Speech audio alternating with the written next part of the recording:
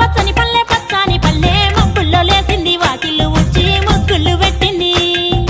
అందాల బొడ్డమ్మ వాకిట్లో పెట్టి జైలెత్తి మొక్కింది కాపాడమంటూ గౌరమ్మ నడిగింది